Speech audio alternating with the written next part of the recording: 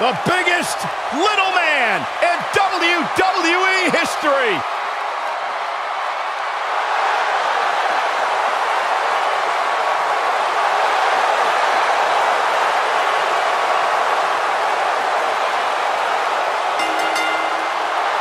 The following contest is a steel cage match. And from San Diego, California, weighing in Corey, what should we be on the lookout for here in this steel cage match? Cole, you can bet both of these superstars will be looking to use the cage to their advantage as much as possible here tonight. At least they should be looking to do that.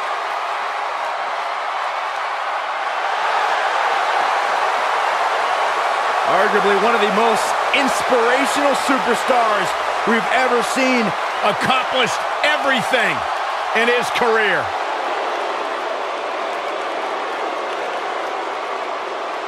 And there's Andre the from Giant. Grenoble, France, weighing in at 520 pounds, the eighth wonder of the world, Andre the Giant.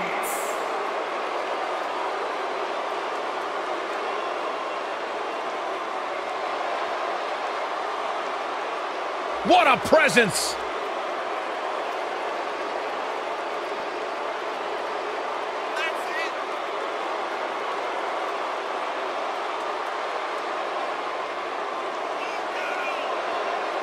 The eighth wonder of the world!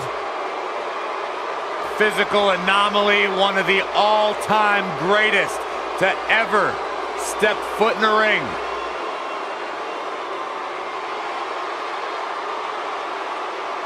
Part of some of the greatest moments in sports entertainment history.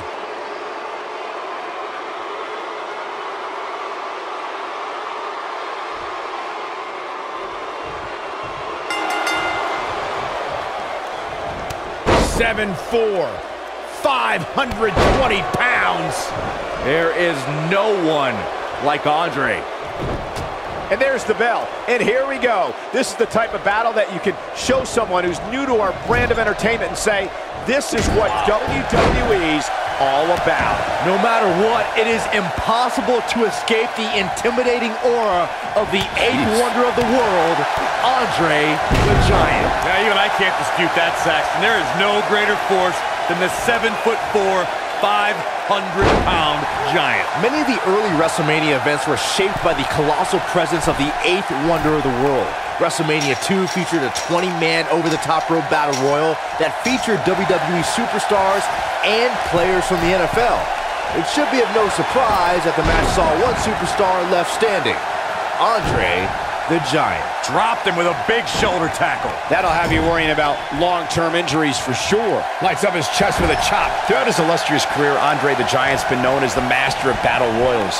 Andre's dominance in the WWE versus NFL Battle Royal at WrestleMania 2 is simply awesome. There's no doubt about that, Michael. Look at how easily Andre disposed of a world-class tag team like the Hart Foundation. The eighth wonder of the world tossed Bret Hitman Hart over the rope and onto his partner, Jim the Anvil Neidhart. Oh, elbow caught him right on the bridge of the nose. This is a level of destruction no one was expecting. It's just a matter of time now. The steel cage is a massive enclosure that stands 15 feet in height.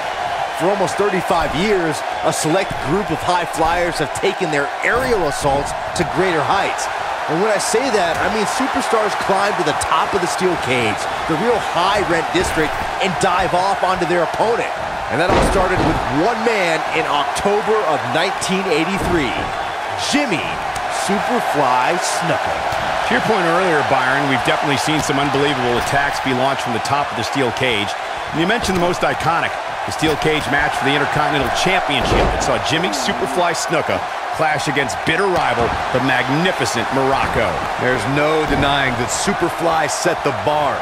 You look over the years to people like Jeff and Matt Hardy, Eddie Guerrero, Kurt Angle, and Chris Jericho. They continued to push the envelope and executed unbelievable attacks from the top of the cage. And watch Rikishi take flight off the top of the steel cage.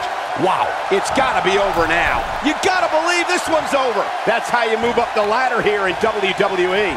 You have to possess a different type of focus to punish an opponent like this. He'll be feeling the effects of that for a while. Nicely done. He put all his weight behind that splash. What a shot to the back. Andre the Giant knows how to polish off an opponent. Oh, that's just disrespect right there. I kind of like it.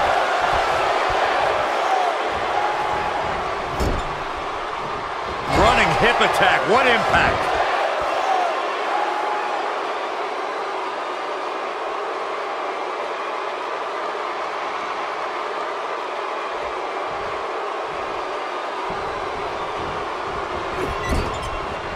And a wicked elbow shot right there. Andre looking a little off his game here. He doesn't want to absorb much more punishment if he wants to win this match. Look at this. Now that's how you make a statement.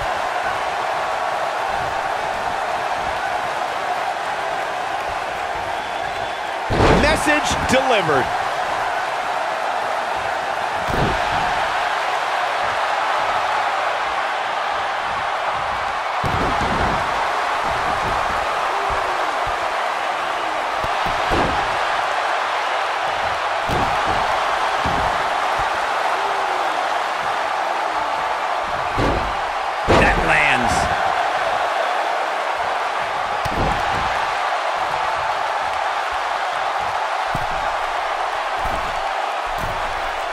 According to historians, the twisted metal that we see as part of steel cages today dates back 80 years. To settle a dispute between competitors Jack Bloomfield and Count Pietro Rossi, the two met inside a ring surrounded by chicken wire. At first, these types of matches were referred to as fence matches. Now we have Andre the Giant on the attack. Man, Andre the Giant, what offense. Corey, you gave us an impressive history of the origins of the steel cage match. I'd like to point out to our viewers that from the 1960s to the mid-1980s, chain link fences were used to enclose the ring for WWE steel cage matches. A superstar could win by pinfall, submission, or by exiting the cage through the cage door or climbing over the top of the cage. We should also point out, Michael, that the way to win a steel cage match can vary by match depending on what was agreed to before contracts to compete in the match were signed. Talking about history, at WrestleMania 2, WWE unveiled the redesigned steel cage with solid steel blue bars before returning to chain link mesh in the late night. This will go down as one of his hardest fought battles in WWE. Andre the Giant had an appreciation for fine cuisine like a 5-star Michelin-rated chef, and knowledge of wines from all over the world that would rival the most sophisticated wine enthusiast. There are also stories of Andre eating 16 steaks and 12 lobster tails in a single sitting at dinner. Took on some damage there, but was still able to pick up the win. These guys look like a couple of hosses going at it out there. Great match. Guys, it sounds like we can all agree that was an extremely